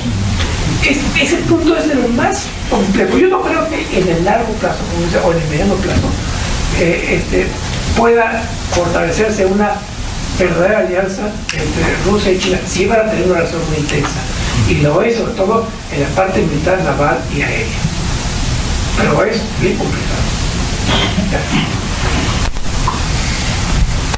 Mario, por favor. Gracias. Bueno, en primer lugar quería agradecer la invitación de Comexi a este foro. Creo que es muy importante que siga el trabajo que se haga Luis y Mariana. Ojalá se pudiera tener una mesa permanente de trabajo sobre el tema de China, porque yo creo que estamos en un momento cultural muy importante de cambio de un paradigma. Históricamente no habíamos estado en esta posición. Yo creo que desde el voto que hacía mención doctor Eugenio Anguiano, el embajador, como un voto nos dio una oportunidad histórica de incluir en un proceso que era global, ¿no? Entonces yo creo que estamos en una situación cíclica de cambio de paradigma a nivel global. O sea, entonces no es una competencia si vamos a hacer una política exterior basada en una sobreestrategia hemisférica, o sea, desde Norteamérica, sino estamos en un momento donde hay que hacer una política exterior, económica y comercial y política, donde estamos en una alternativa, ¿no? ¿Qué vamos a hacer? Y no es una alternativa, en realidad estamos ante la necesidad de hacer una política para Asia, principalmente China, y no nada más China, también Japón y el sureste asiático. ¿Y qué vamos a hacer respecto a nuestro posicionamiento frente a Norteamérica? Creo que en los últimos meses se avanzó bastante en la definición del futuro, digamos, para los próximos 20 años, en términos de la relación con el hemisferio en Norteamérica. Pero eso nos queda la necesidad ahora de definir nuestra relación con Asia. Asia principalmente con China, con el sureste, con Japón, con el sureste asiático, Corea del Sur, y por otra parte con Rusia. O sea, tenemos una labor política exterior, no nada más política, sino económica también, que requiere este tipo de foros. Ahora, no es una competencia entre una u otra, todas tienen que formar parte de la estrategia de política exterior de México. Bueno, hemos sido muy afortunados que estos últimos meses el trabajo fue uniforme. Yo tengo algunas dudas respecto a la negociación, pero yo no soy nadie para criticarlo o no criticarlo, ¿no? Hubo un avance en nuestra definición respecto a qué vamos a hacer con respecto a Estados Unidos y Canadá. Y yo creo que si vemos con un poquito interpretamos algunas de las señales que vienen del norte, no nada más es hasta México, incluye Centroamérica y casi hasta el canal de Panamá, ¿no? Entonces, estamos ahí ya avanzando. En la parte, yo quería hacer una pregunta, y hago este análisis antes porque mi pregunta es, yo no entiendo por qué tenemos miedo a hablar abiertamente de China, de la relación con China, de un tratado no integral, un acuerdo en principio, pero no es tanto eso, es por qué el temor. Si dentro de una estrategia, yo no veo que, por ejemplo, a otros estados, miembros del sistema internacional, que puedan hablar simultáneamente con los asiáticos, con los norteamericanos y con los europeos. O sea, ¿por qué así como lo tengo que ser como una cuestión de cuidado? No va a ser que nos vean que estamos ya tratando con la gente del Pedregal, ¿no? O sea, digo, es absurdo, tenemos un déficit de 60,000 millones de dólares, es 1.200.000 millones de pesos, es el presupuesto más o menos equivalente a 10 años del presupuesto del presupuesto nacional de México, lo que tenemos de déficit comercial con China. Pero ese es un tema, digo, visto desde el punto de vista económico, pero lo que yo quiero decir es que, y a lo que quiero hacer referencia es muy importante que volteemos y empecemos a hacer ya una estrategia también respecto a China, Asia, en su totalidad, Rusia, Europa, y tenemos también que definir posicionamiento respecto a los países del Báltico, a los países escandinavos, en fin. Ese es el gran trabajo. Y de ahí una prioridad de tener este tipo de discusiones para poder ir llegando a conclusiones y a propuestas muy acertadas o propuestas muy bien pensadas de los conferencistas. Pero salimos de aquí y si tú ves y tomas una muestra, ustedes toman una muestra de lo que sale en la prensa y en las noticias, pues no equivale exactamente a los 60,000 millones de dólares que tenemos de déficit. Y siempre como que hay un poco de temor de poner eso al frente y decir, bueno, ¿qué hacemos? Bueno, eso es lo que quería decir. Por favor. Buenas noches, mi nombre es Francisco Plancarte y quisiera yo hacer énfasis de la relación México-China en el elemento humano y cultural. De comercio exterior yo sé muy poco y de economía igual. Sé algo de derecho y de política y también de los aspectos humanos, que es lo que quiero yo mencionar. El posible reencuentro de México y China a través del estrecho de Bering. Ahí están nuestras raíces de los dos continentes del pueblo mexicano. Somos 130 millones de habitantes. El grueso de la población mexicana es oriental. De allá venimos. Cuando tuve la oportunidad, fui invitado a Sapporo, Japón, a dar una conferencia sobre la revisión de la Carta de las Naciones Unidas. Me dirigí al pueblo diciéndoles, a los japoneses que estaban ahí presentes, me da mucho gusto regresar a mis orígenes. ¿Por qué? Porque nosotros los mexicanos de aquí venimos, de Asia. Entonces habrá que estudiar, analizar ese elemento humano, profundo, cultural entre México y China. Mi propuesta a la doctora es que exploremos ese punto antropológico, cultural, histórico, humano entre el pueblo de México y el pueblo de China. Gracias. Solo quiero agregar algo. Hoy en la mañana lo comentamos en Xochimex. Me cayó a la mano, es un artículo en chino, valdría la pena traducirlo, me impresionó.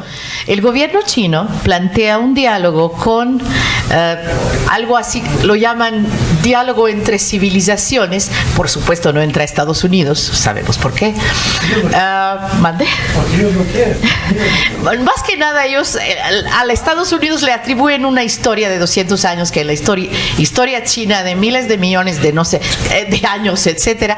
Pero es muy interesante, ellos proponen que digamos, México y China organicen el diálogo de civilizaciones al cual se incorporan los pueblos indígenas de Latinoamérica. Sí. Tenemos tiempo para una pregunta más. Además, si quiero. Bueno, tomaremos. Yo no tengo problema. Tomamos 3 más, ¿ok? Por favor. Bueno, yo solamente quiero hacer una reflexión un poco en el sentido que acaba de mencionar el doctor Blancarte. También provengo de un colegio de estudios, del Colegio de Morelos, que trata temas de complejidad, de temas de cultura y sociedad.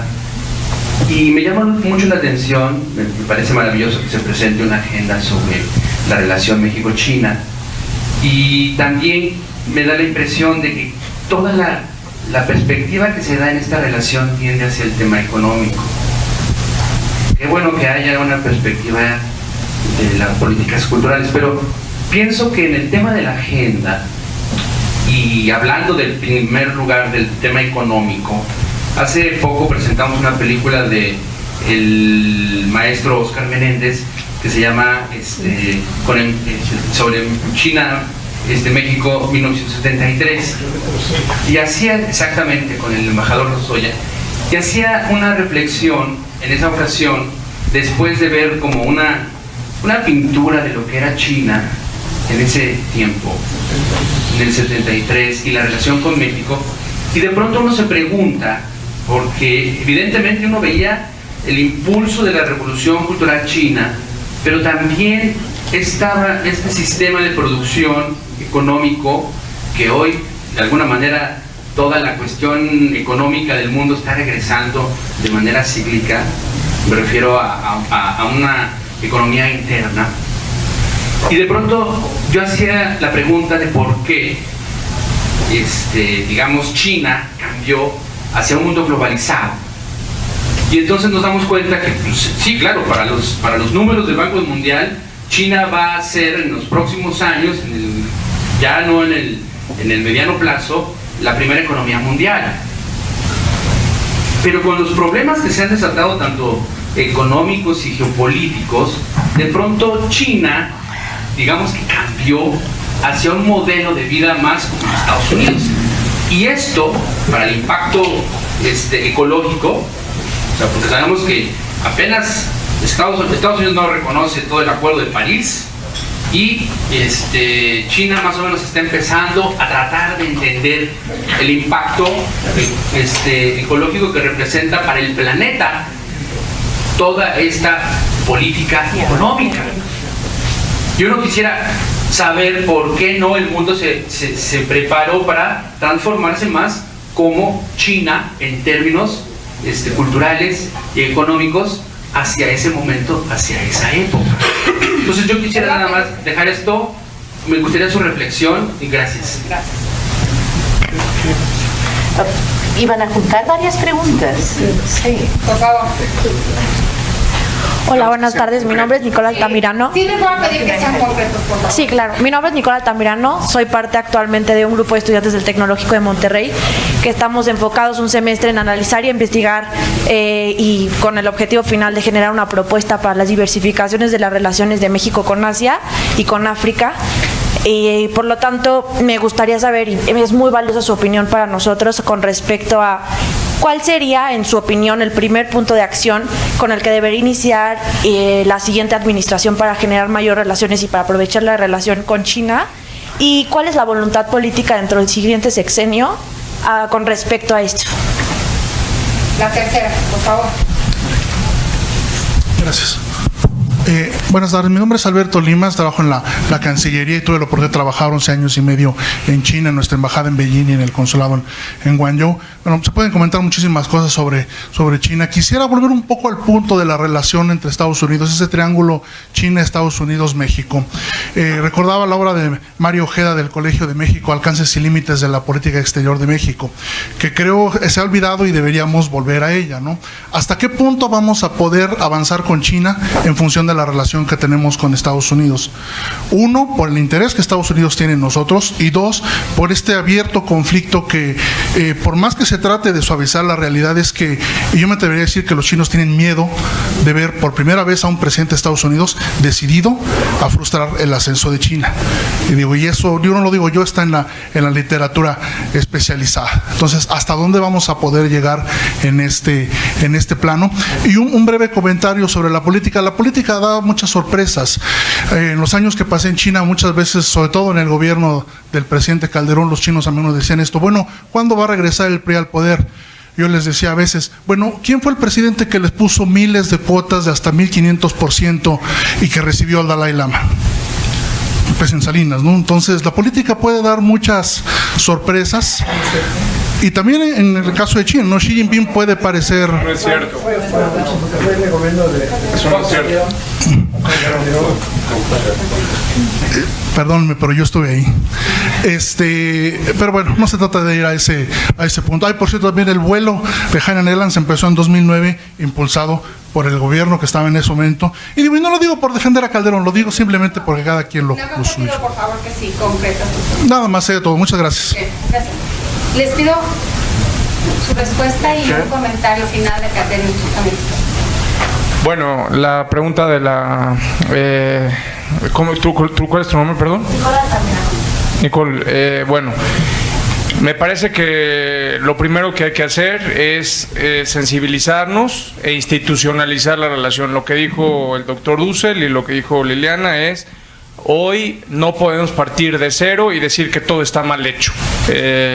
También con el espíritu de lo que comenta el señor Lima en este momento. No podemos decir que nada está mal hecho. Hoy hay instituciones, hay que seguirlas apoyando y hay que seguirlas impulsando. Son instituciones especializadas que ya están, hay que echarlas a andar, hay que seguirlas impulsando y hay que seguirlas apoyando y fortalecer el capital humano. Esa sería mi respuesta a tu pregunta.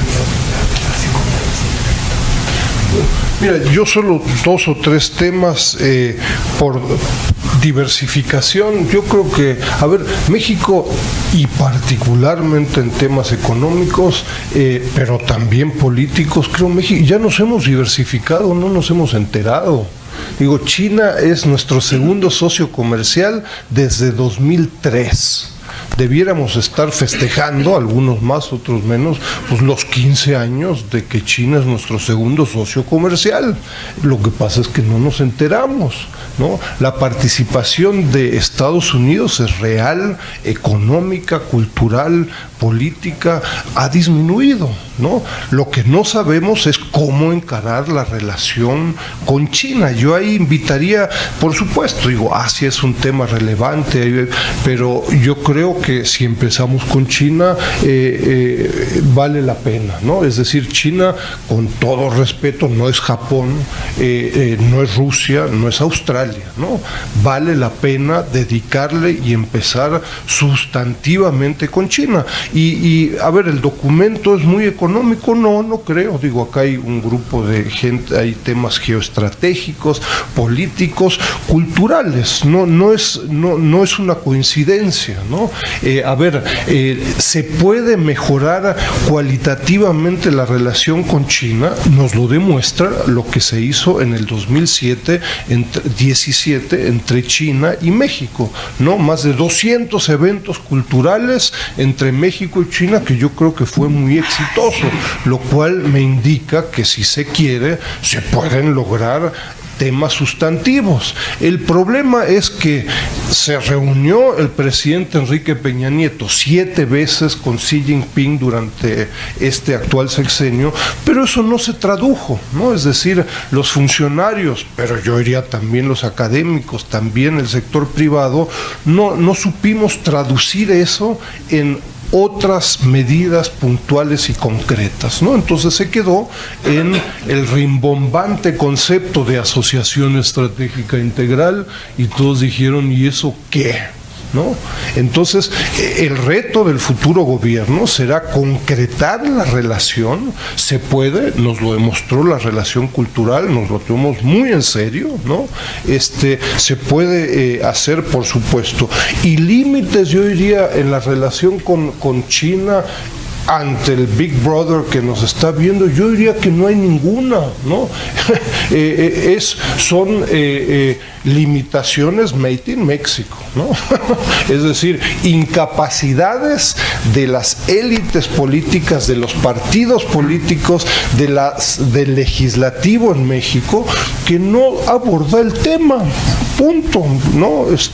Yo diría, ¿cuál es la limitación? Pues depende de nuestra imaginación. Lo que China nos está planteando es hace 10 años.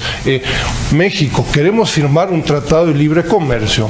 Mañana te hablo. México, me interesa realizar que participes en esto. Mañana te hablo. México, tenemos un foro CELAC China.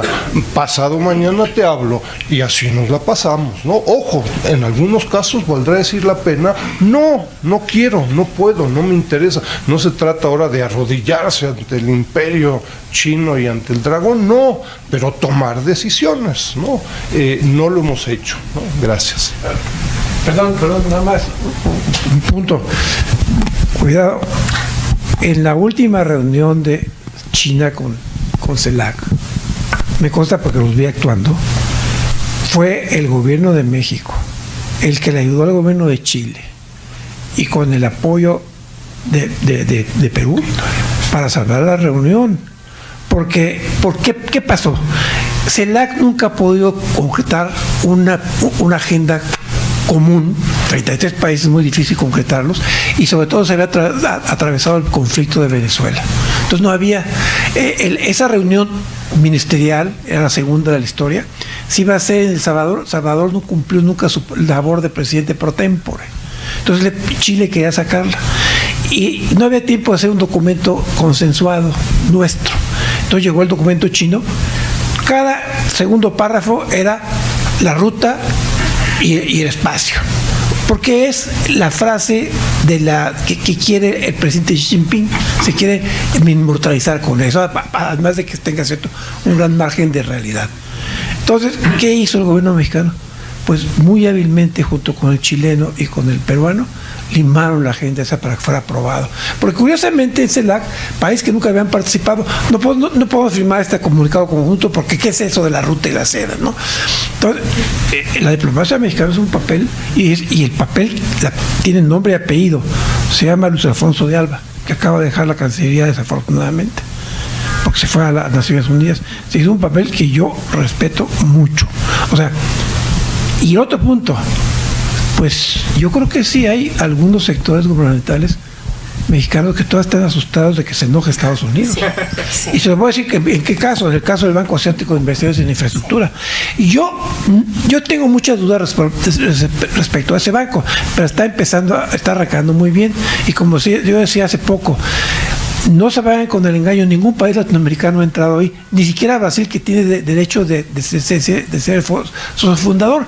Brasil no, porque ya estaba en el banco de los BRICS, y porque ahora con los bandazos políticos están muy preocupados si entran o no. Pero yo he oído hablar a funcionarios altos de México del sector financiero, no, ese banco no nos conviene, porque Estados Unidos no quería. Estados Unidos le pidió a sus aliados de Cancillería a Cancillería que no se metieran ahí, y Gran Bretaña, Francia y Canadá se metieron al banco. Sí. Por azares del destino he tenido la suerte desde 1988 hasta la fecha trabajar como intérprete, traductora e intérprete desde Salinas hasta Peña Nieto. En las reuniones cuando los presidentes chinos venían a visitar a México o cuando los presidentes mexicanos iban a China. Y la verdad es que en todos estos años, básicamente, yo solamente les voy a platicar mi sentir, nada más. Comienza el sexenio, yo estoy llena de entusiasmo y ahora sí va a ser. Acaba, el próximo sexenio.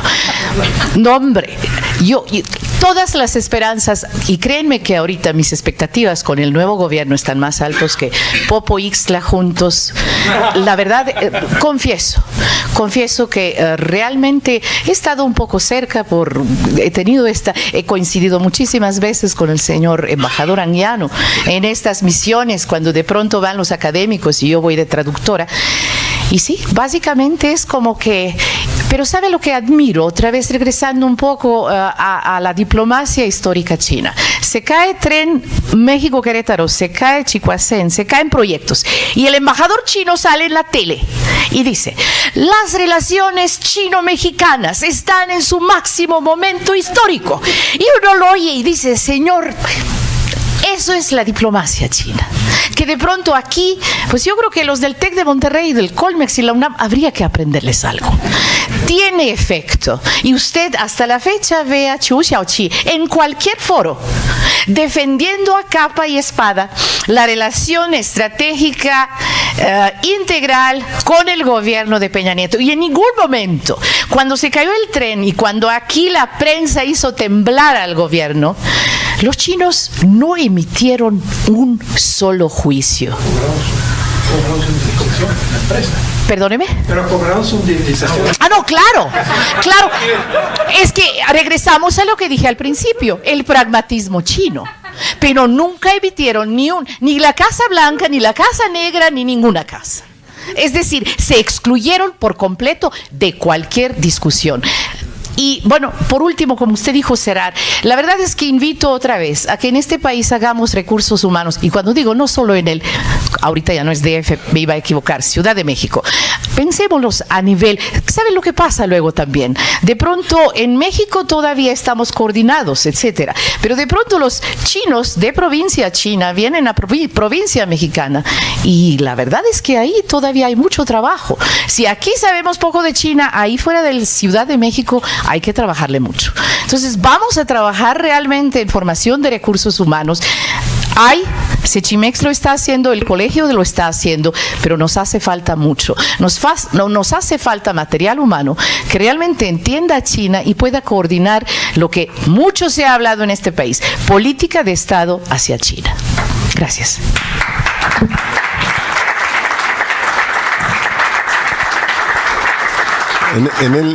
En China vemos el otro lado de la moneda. Ellos tienen un plan a largo plazo, se ven como una potencia milenaria y nosotros somos incapaces de definir qué queremos 6 meses adelante. Las expectativas en este momento no más son enormes con China, son enormes en todo. Entonces no sé cómo se va a manejar eso, pero lo que sí es importante, y ese es el propósito de Comexi, es el de proponer o iniciar una discusión de una agenda de lo que queremos con China. Esa discusión es indispensable y para ello tenemos que aprender, tenemos que conocer, tenemos que entender, escuchar, para que podamos definir algo que queremos con ellos, como cada uno de los miembros de este panel dijeron. Les agradezco mucho como Comexi, es un privilegio tener estas distinguidas personalidades, estos expertos en China, y esa es la discusión que queremos tener en Comexi y que seguiremos teniendo constantemente. Gracias por su asistencia.